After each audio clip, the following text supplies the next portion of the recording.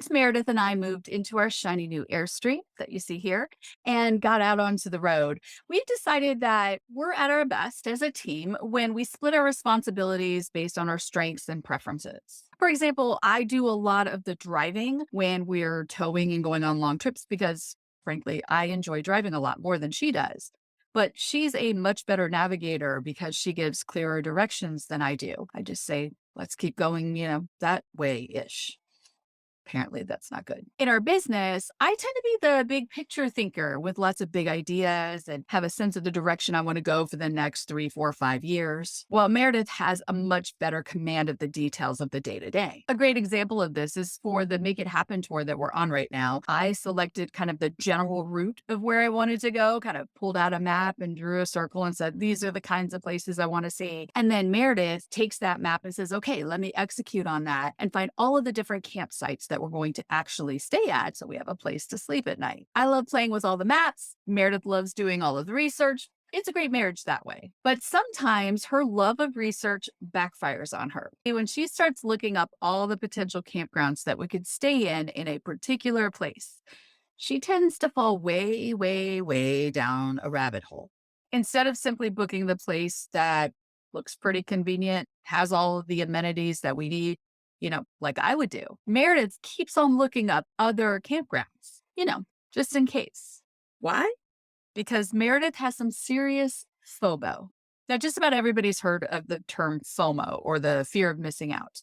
What I didn't know is that the same dude who named that, Patrick McGinnis, he also coined a phrase called FOBO, which is the fear of better options. If you have FOBO, you probably just felt like a little stabbing pain right here, just hearing the phrase fear of better options, because yeah, you get it. I don't even need to elaborate here, but I will just in case. FOBO refers to the need to explore all of the possible options that could possibly be out there before making a choice. And it's a form of perfectionism that a lot of people with impatient ambition suffer from.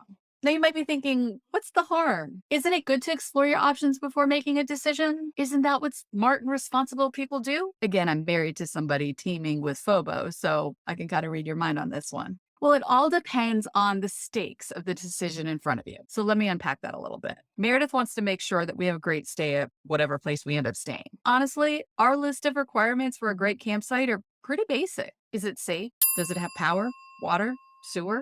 Is the internet reasonably reliable? Will our cellular plan work pretty well there? And is there room to park our Tundra at night by the campsite? Yeah, that's pretty much all we need. And yet she's over here creating full-on complicated notion boards of all of the different amenities that campsites might possibly have, contrasting their pools and hot tubs and activities, all of which we rarely take advantage of. But Meredith's strength in research means that she's kind of pre-wired to fall down these rabbit holes of unnecessary over-research and analysis. And the whole reason that she's falling down these rabbit holes in the first place is because she believes that the perfect campsite might be just one more Google search away. Even if she has 15 really great options, which I would have picked the first one, but 15 really great options, there might be a 16th that she just hasn't discovered yet. And that fear that there might be a better option that she doesn't know about is costing her something: time.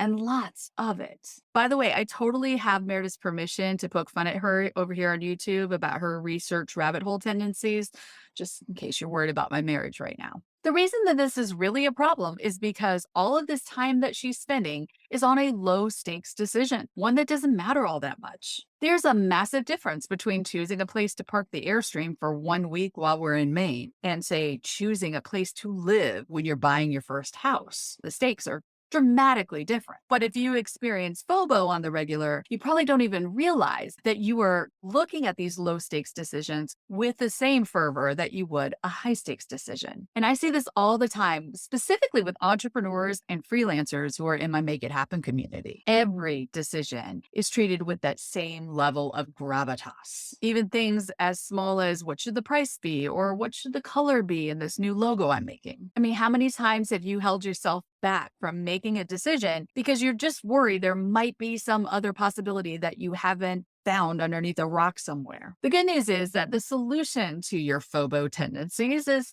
pretty straightforward, pretty simple.